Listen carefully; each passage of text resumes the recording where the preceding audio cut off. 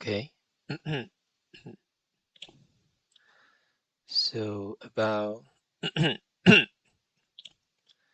the section 2.4 and 2.5, so they're just talking about the membrane module introduction. So we'll skip those two sections and we just move to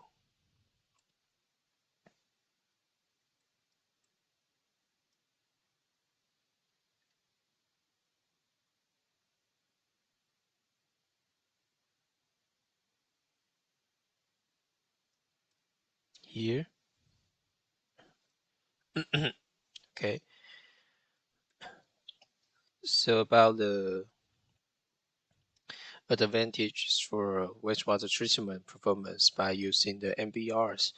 So those water quality enhancements, uh, the section 13.3, I will suggest you guys to directly go through the contents because they are just talking about the advantage for the high efficiency of removal about the like the organic matters and also the ammonia nitrogen, total phosphorus, and also the suspended solid. So they got especially removal efficiencies of enhancements by those targets. Okay, so and there's another advantages by using the MBR is you can have like a better removal for the emerging contaminants because you can keep more sludge in your MBR systems, and which means you might be able to have more diverse microorganisms that will stay in your bioreactor. So that's the reasons why you are having the higher removal efficiency for different kinds of the organics, especially focusing on the emerging contaminants. Okay, so like the latest in these figures,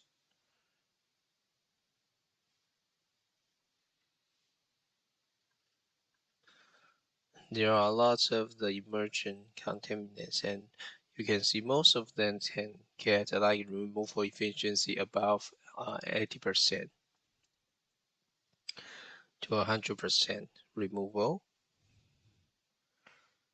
Okay, so that's basically their another advantages. And also you will have like additional advantages of the energy recovery, but that's related to the anaerobic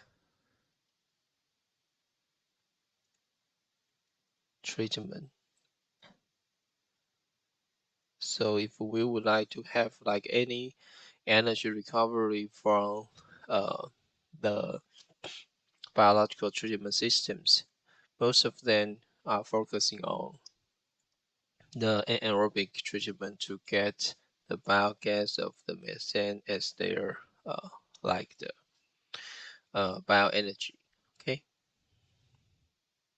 so we're just going to discuss about the following issues in the MBR. So there's a very important issues about the membrane bioreactors. Okay, so the following here is a word called uh, GGO. Okay, so the following, which means they are there are something accumulate on the membrane surface or into the membrane pores, and that will cause the decrease or reduction of your membrane treatment process efficiency.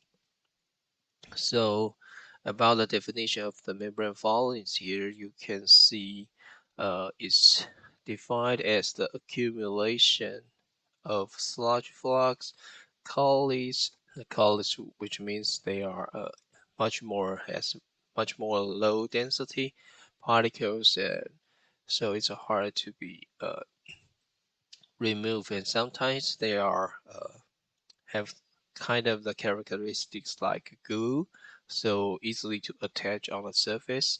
And also some solute uh, will be accumulated as by using adsorption mechanisms and something like that. Okay, and still some inorganic matters in membrane pores or depositions those compounds on the membrane surface. Okay, so those falling chemicals that accumulate on the membrane surface or in the membrane pores, they will cause like to decrease your membrane performance, and also will be shortened your membrane life. Okay, so that's kind of the worst things we would like to see in the membrane process, but somehow it's kind of uh, can be avoided. Okay, in your MBR system. Okay, so as here we can see by these figures. Okay, this is your new membranes. So you got some pores here. So this is your membrane pores. Okay, and so when you are doing the filtration uh, by using the membranes, so the substance will be starting to accumulate on your membrane surface, and your liquid will passing through your membrane pore. Okay, when you are starting to accumulate for a long to filtration. Okay, so lots of the solute, colloid, and also the sludge particles will be attached on your membrane surface and also in your membrane pore. Okay, and during these moments we will do like the physical cleaning, which kind of hydraulic cleaning things like a backwash. Okay, so you just using like the filter permeate as your backwash flowed, so you flow back to like this uh, positions to get rid of those pollens, but sometimes you still have some left in either in your pores or on your surface. Then you can do additional chemical cleaning. So sometimes we'll use it like an acid or alkaline solutions, and sometimes we'll use like a hypochlorite, those oxidative reagents to get rid of those organic chemicals. Okay, and after the chemical cleaning, so those parts will be able to clean by either the physical clean or the chemical clean. We call the reversible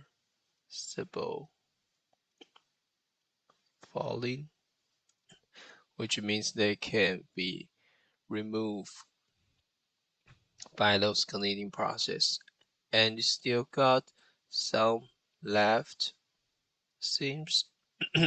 Okay, so this is we call the irreversible falling.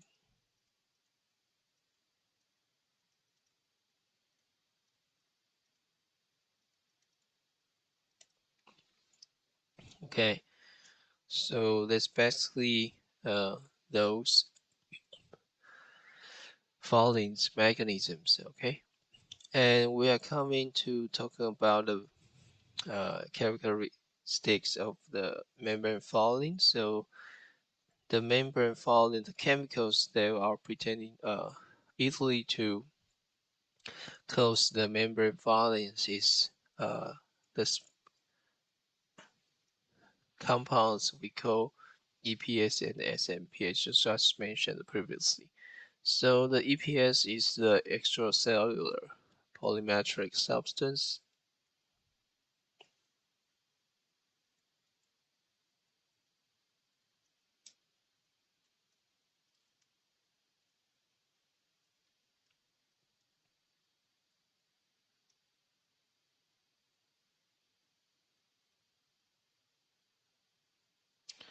So they are basically composed by like uh, polysaccharide and the proteins, and also DNA, RNA, and also the humic acid. Okay, so those chemicals that are coming from the uh, bacterial metabolisms, and they are releasing out of the cells we call extra, that is the out of the cell. So we call extracellular polymetrics, which means they are high molecular weight molecules. Okay, so like the polysaccharide proteins, they are all polymers. Okay, polymetrics substance from the cell. And the SMPs is sometimes coming from releasing from the EPS degradation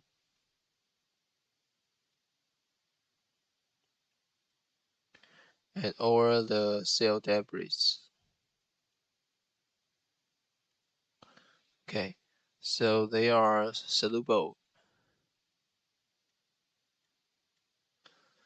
microbial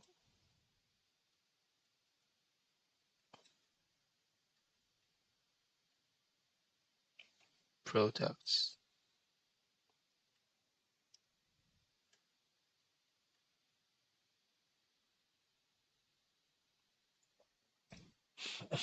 Okay, so from the literatures, they suggest those two compounds are those series of compounds are very easily to attach on the membrane surface or adsorbed by the membrane pores, and that's just because that's why they are causing like the fouling. Okay, so especially like the polysaccharide, okay, is the major component of the biopolymers and is the key foulant causing substance as we know here. Okay, but however, it's still depending on the activates large characteristics you are using to combine your membrane systems. Okay, so in addition, the membrane fouling also have additional like behavior. Uh, the bacteria decomposing on the membrane surface will also form like the biofilms that will be growing on the membrane surface. Okay, so they also leading to the membrane fouling because they are just cover the membrane surface by just horizontal growing of their bacterial cells within their biofilm matrix. Okay, so the biofilm is another issue that will cause in the membrane fouling, and sometimes those biofilms are continuously producing large amount of the EPS and the SMP uh, as well. So also this is a very serious problem here. Okay, So the comprehensive control strategies for membrane fouling is kind of the you can use in multiple strategies to cleaning those the foulant, okay, on the membrane surface. So one of them is to treat your feed, okay. That's a kind of the operational strategies. And here we are going to move to one strategy that is related to biological principles, okay. So we move to the 13.4.7 here, the other potential fouling control methods, especially the biological methods. So we're just talking about the fouling, okay? There is one type of the fouling is the biofilm. So the biofilm formations is related to some regulations and also the cellular signaling, okay?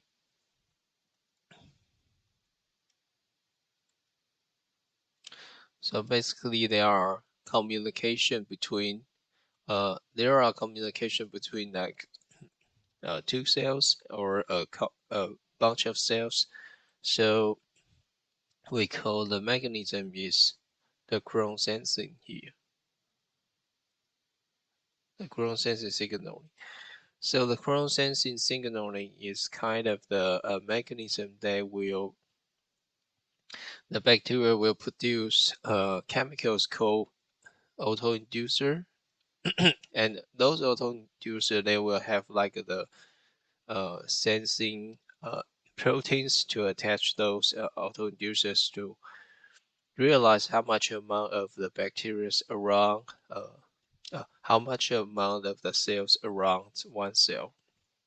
So this kind of mechanisms is for bacteria or for those microorganisms to sensing their population densities within a certain species. Okay, so that's why when they are facing kind of these signals, they are regulate their population densities, and also sometimes we'll get into the biofilm formation. That is already known. there has like there are like a very highly correlations between the Crohn sensing mechanism and also the biofilm formation. Okay, so that's why we can use in this kind of the concept and also the mechanisms to prevent the biofilm formation by deleting or to have give them like the effect noise, effect signal to control those biofilm formation. So we can prevent cell-cell or membrane to cell interactions by using these ways like the disturbance of the synthesis of Crohn sensing signal or AI. Okay, so sometimes you can use in like a bacteria to degrade those autoinducers, or you can just give them like alternative uh, chemicals that will be misunderstood and also by doing the interference to the ground sensing systems. Okay, so the strategy two is just as we mentioned, so they are degradation of the ground sensing signals or the autoinducers, and also to doing the interdictions of their transports or acceptance of the current sensing signals. As we just say, you can interface their attached signaling or their receiving signals proteins. Okay, so those kind of the uh, strategies by using the biological methods to prevent the biofilm forming on your membrane surface. Okay, let's move to the next page. So here we can see for the figures 13.19 here. So the membrane tank is always list in the installed in the last tank for all the treatment systems. So for examples here, if we are going to use it like the AAO, which means anaerobic plus anaerobic and aerobic tank. So here we can see the systems will be like to have an anaerobic, anaerobic, and aerobic tank, and those are using for the maybe the nitrification and the denitrification, whatever. But the last tank will be like the membrane tank. And so the membrane tank will help you to remove all the sludges. And here you can see they might be have like recirculations of their concentrated sludge back to the uh, previous stage or the headed to the head of the whole system. Okay, so those are the membrane for the side stream MBR. So if you are using like the submerged MBR, the membrane module will be placed in the aerobic tank here. Okay, and that's basically the configurations of by using the membrane bioreactor. And let's move to the next page. Okay. So about the and the next page about the 13.5.3 section here. So we're going to see like the overview of their biological treatment and the kinetic parameters about the MBR. So let's move to the next pages. We got here with the typical parameters for the design of the MBR-based biological treatment for the municipal wastewater. So it's kind of we can understand in that by this here, and we can also doing some comparisons with the activated sludge systems. For instance, here is the MLSS concentration in the membrane tank. So actually we have different type of the membrane modules, the hollow fiber membranes and the fleshed membrane. So these two types of the membranes can sustain the different level of the MLSS concentration because of their shape of the membrane modules. Some of the sludge will be clogged in the membrane modules. So that's why if you are using like a flat sheet, it kind of like a sandwich, so you don't have to worry too much about the tiny space that will be clogged by the activated sludge. So you can increase your MLSS concentration above like 10 to 20 gram per liter. So that's compared to the conventional activated sludge here. So basically we got around like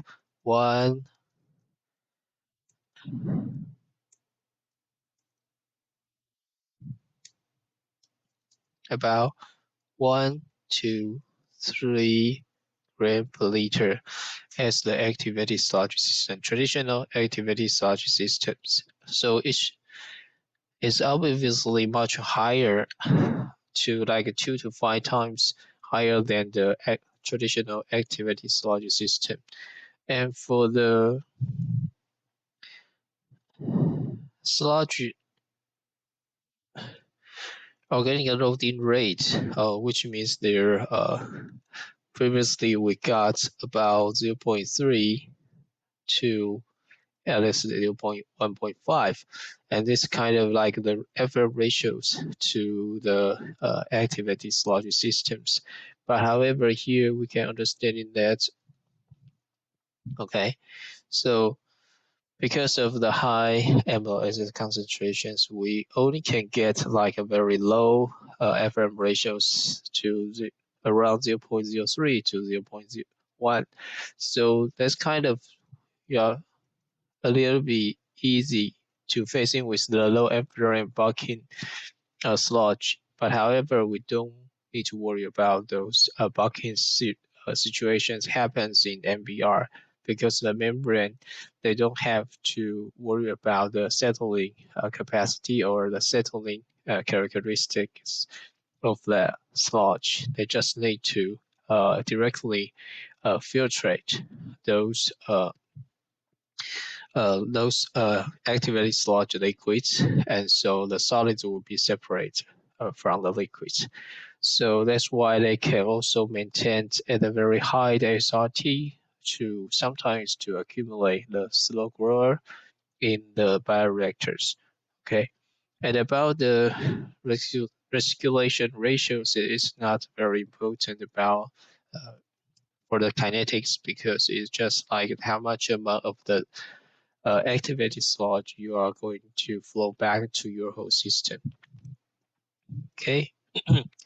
So about the observed yield of the solid, that is the total here. So kind of like the true yield of our in our activated sludge systems is kind of okay, about 0.25 to 0.42. So this kind of similar with the activated sludge system. So because all the membrane bioreactors is kind of similar with the activated sludge systems. So they are also aerobic heterotrophs. So that's why their true yield is kind of similar. Okay. So their synthesis yield of the biomass is about 0.3 to 0.6, and the decay coefficient is kind of similar. It's about 0.05 to 0.2. Okay. So the other is kind of the using for some nitrifying bacteria or the ammonia utilization rate for the citrus. Okay, so you can just go through those kinetics parameters by yourself. So basically, those are all the introductions I would like to give to you for the membrane bioreactors. And the following, we are going to move to the anaerobic treatment. Okay, let's move to the page of 56.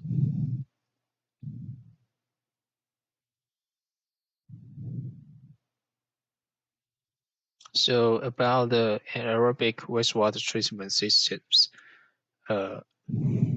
those metabolisms are totally different from the aerobic wastewater treatment. So let's move to the introductions here.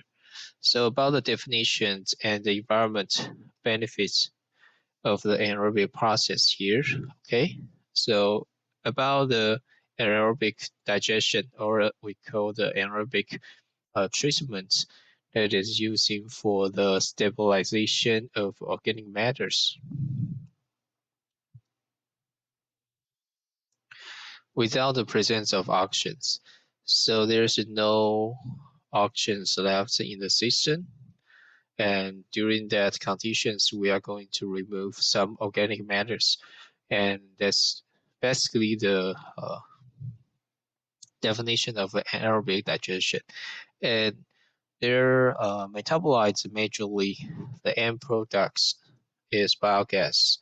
So those biogas are mainly composed by the methane, as like the CH4, and also the carbon dioxide, the CO2. So during the anaerobic digestion, you are decompose those complex organic matters and turn them into the final products as like the methane and the CO2. Okay. And so during those aerobic treatment systems, those compounds, they are biodegradable organic compounds will be mineralized and leaving the inorganic compounds such as those kind of ammonia and phosphorus, and sometimes you will get the reduced sulfur forms in a solution. For example, those H2S gas, for example. Okay, so that's basically the situations that will happen in the anaerobic digestion. Okay, and the benefits for the environment is we are talking about the anaerobic digest is about the energy recovery. So the energy recovery compared to the aerobic treatment systems, they are totally different from the energy recovery concept.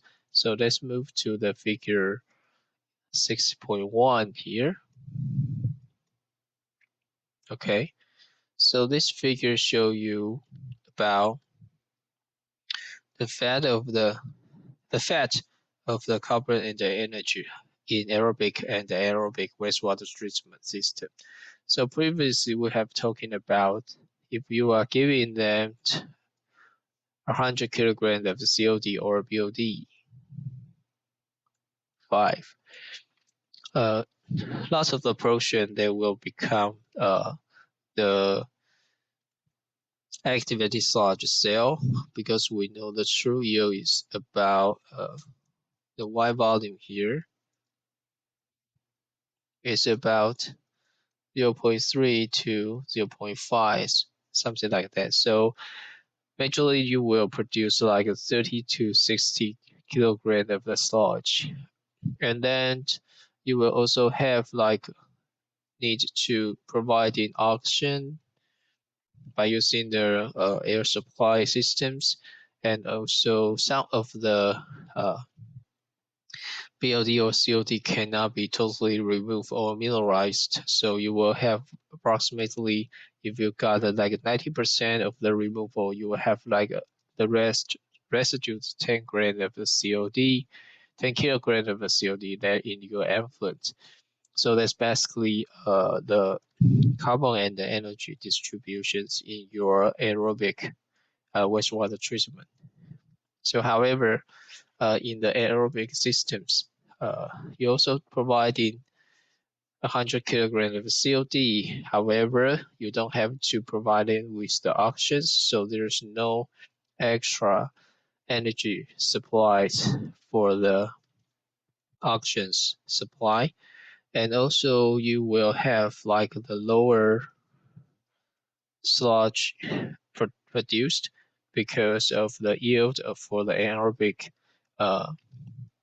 microorganisms is kind of the low, and also you will get a recovery for your biogases about 40 to 45 cubic meter of the biogases, and within those biogases there will be like around the 70% that is consists by the methane. So the methane is a very good alternative energy to doing for the energy recovery. And also you will have some left, approximately like the similar removal efficiency, like 10 to 20% left in your effluent. So basically you are reducing those energy supplied for your aeration, and also produce those alternative biogases or bioenergies from your metabolisms. Okay, so that's why we say for the, just go back to the previous page, that's why we say, okay, the anaerobic digestions, okay, is generally without the high energy causes, okay, so lots of the things will be covered, okay, by your energy. Okay,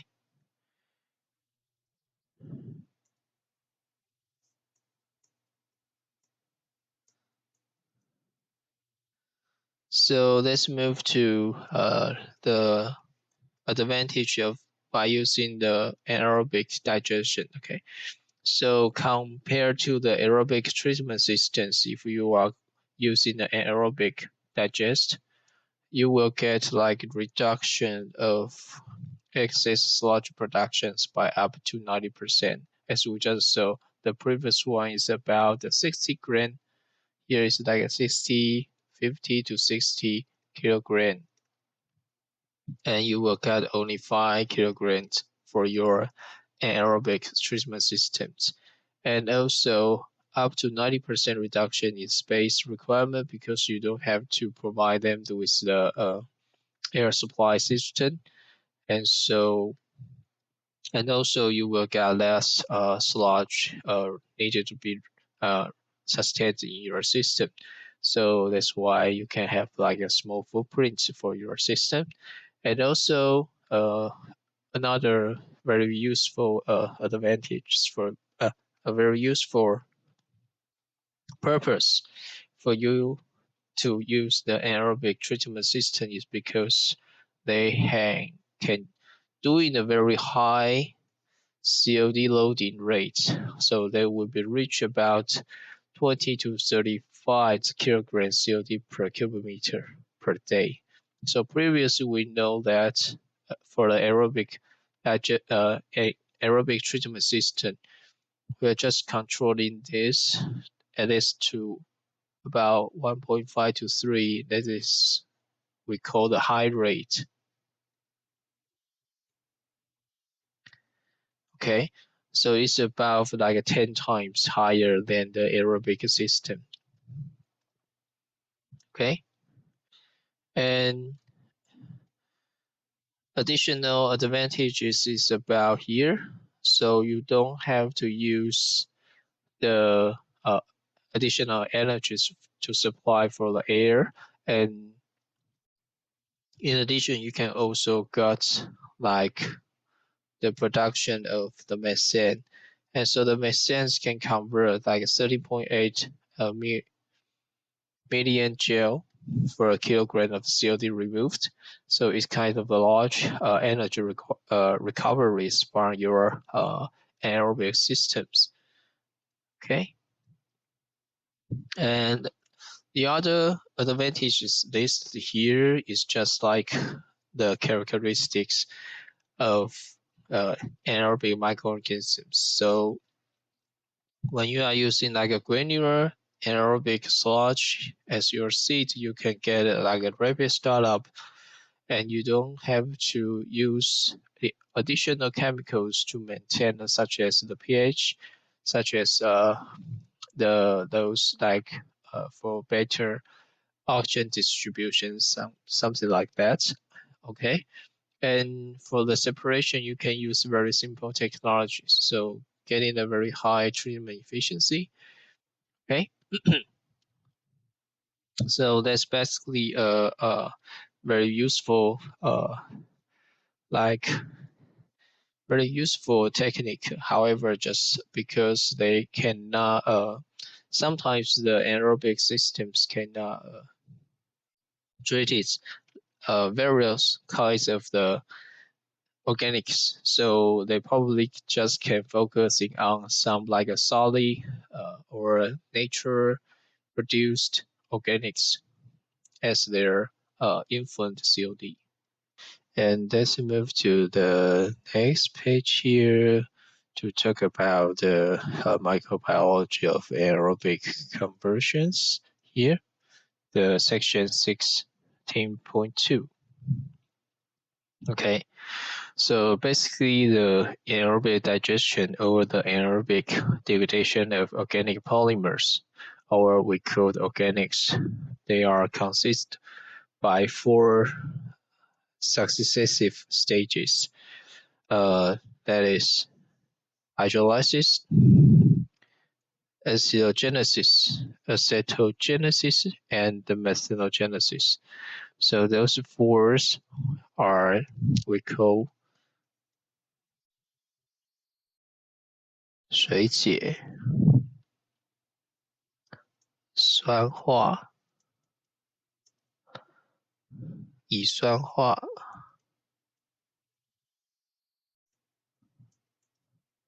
甲烷化。Okay, those 4 stages. Okay, so basically, methanogenic bacteria are the end of the aerobic food chains here. So that's why the overall end products will be like methane and the CO2 gases. Okay, so the process involves a very complex food web. So it's kind of like you can see in the figure of 16.2 here. Okay, so about this, starting from the beginning of your got your input of organics. So those are very complex polymers, your organics. So those organics including like the proteins, carbohydrates, and the lipids. And those during these uh, sections, we are doing the hydrolysis here. And so hydrolysis means we are changing the large molecular or high molecular weight chemicals get into much simple and low molecular weight organics. So for instance, protein is consisted by the amino acids. So this is kind of their the small unit of the proteins. And carbohydrates including like sugars. So if we got like a polysaccharide, okay, so you will have like a monosaccharide such as glucose, such as the disaccharide, such as our sugars. So you can just hydrolyze it from the carbohydrates. And for the lipids, they are consist by the fatty acids, okay? So which means if you are changing a long chain fatty acids, a long chain lipids, okay, into like a small or short chain fatty acids. So this is the first step of the hydrolysis. And then those small or low the molecular weight chemicals we are doing the fermentation. And so the fermentations we are talking about here is getting to produce them as like the fatty acids. Okay, so this is the interdiameter productions we call here as the acidogenesis.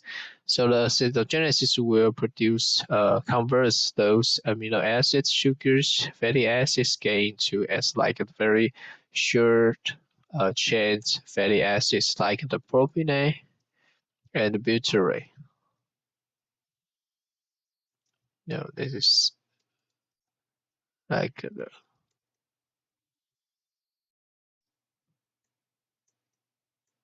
okay.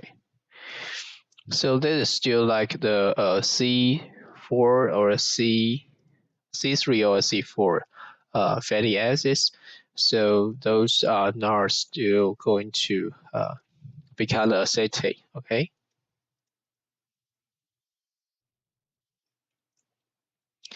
Okay.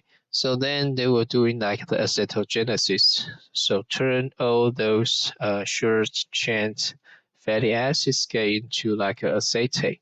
The acetate will be like the substrates using for methanogenesis, okay? And also during the fermentation, some bacteria will produce hydrogen gases as their final products and also the CO2, okay? Then the final stage you will got two communities. They are all the methanogenesis. However, one of them are using acetate as their substrates. So this acetyl classic, okay, methanogenesis. And another one will use like hydrogen gases and the CO2 as their carbon sources to generate their methane and generate their methane. So this is called the hydrogenal trophic methanogenesis. So this stage is going here is going the acetogenesis, and the final stage here is going the methanogenesis. Okay, so during this moment, okay, you will get like several communities. For instance, here, so you will get like the first one is for the hydrolytic and the fermentative bacteria. Okay, so that's basically using, as we just mentioned here, okay, they are using protein, carbohydrate, lipids, and convert to maybe acetate, maybe convert to hydrogen, something like that. And you will also have like the second bacteria we call acetogenic bacteria. So acetogenic bacteria are converting those intermediate products get into the acetate. So here is uh, what they work here. And you will also have the three we call homoacetogenic bacteria. So they are basically consuming some of the acetate or consuming hydrogens to get into like the acetate. Okay, and the four would be like the as we just said, hydrogenotropic methanogenesis. So they are converting the hydrogen and the CO2 get into the methane, and the final one will be the this is classic methanogenesis. Okay, so they are converting acetates into the methane and the CO2.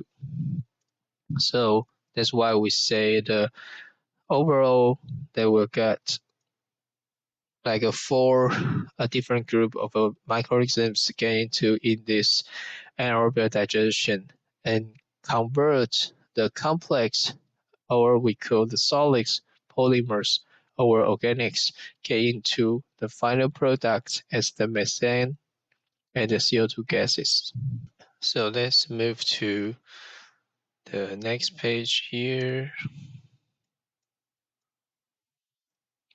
Okay, so this is the conclusions for those four stages. Okay,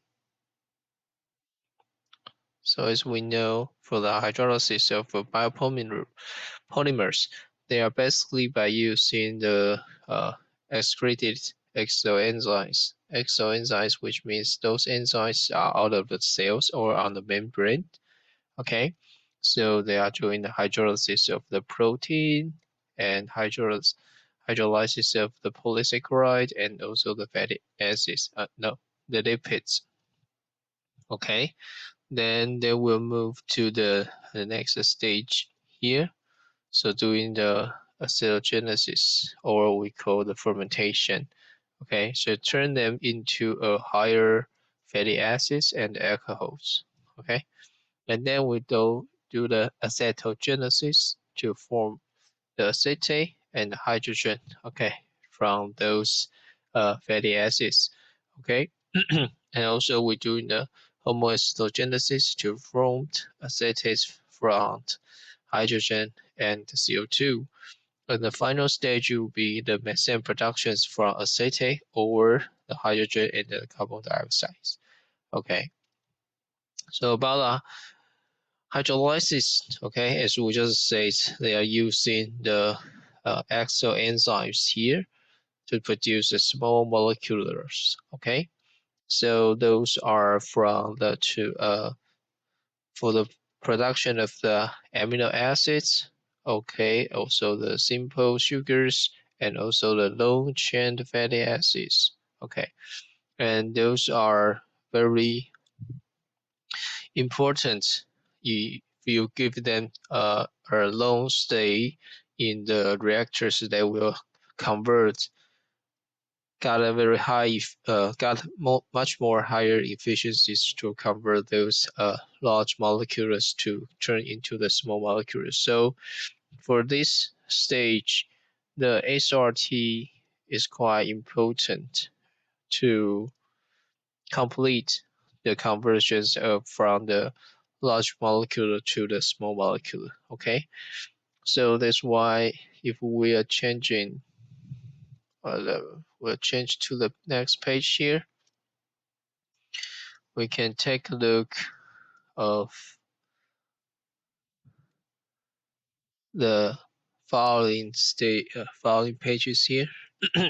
Okay, so generally the surface volume ratios will be the limiting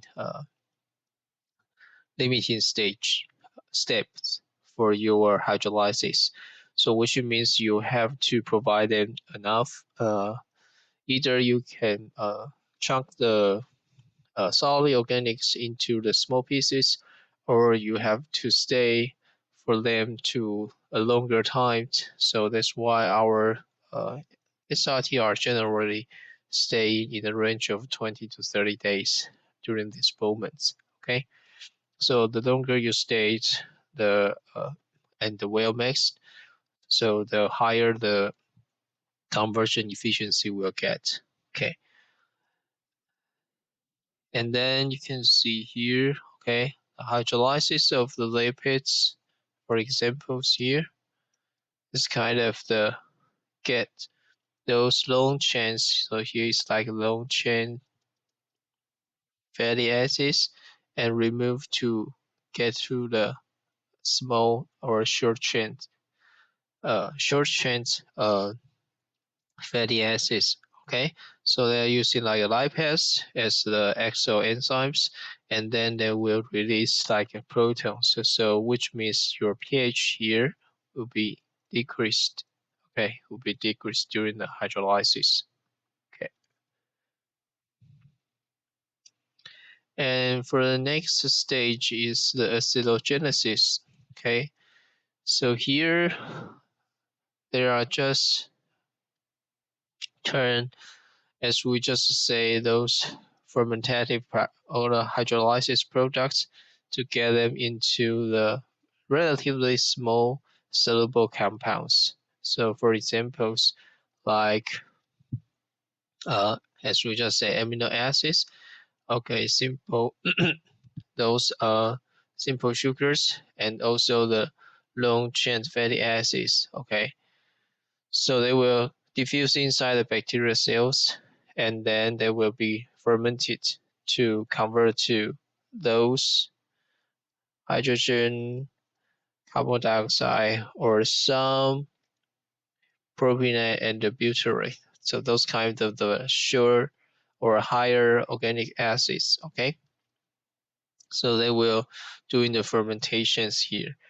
So during this stage, we can take a look of this table. Okay, here. So this table is talking about the acidogenesis reactions. For examples, you are coming from, those are sugars. Okay, those sugars turn into the, for example, here you got acetate, or you got, so this is uh butyrate. Okay, this is butyrate. So sometimes you will convert to acetate, sometimes you will convert to butyrate, whatever. And you got the CO2 release here. So it's like a bicarbonate and release proton and the hydrogen gases. So your pH will be getting lower and lower during the fermentation stage. And however they can get the delta G0 here, you can take a look, it's around much more higher energy harvest. Okay,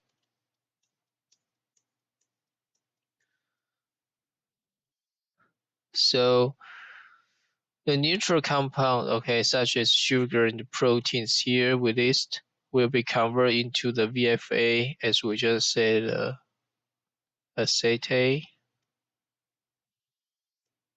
butyrate, those things, and also the carbonic acids. So here Okay, so therefore you will get like acidifying conditions. Okay, acidogenic microorganisms, those is favorable to the pH at much lower pH. Okay, so we'll just stop here for the week 3 lectures, and we will do in the following introductions for more talking about the anaerobic biological wastewater treatment systems in the week 4.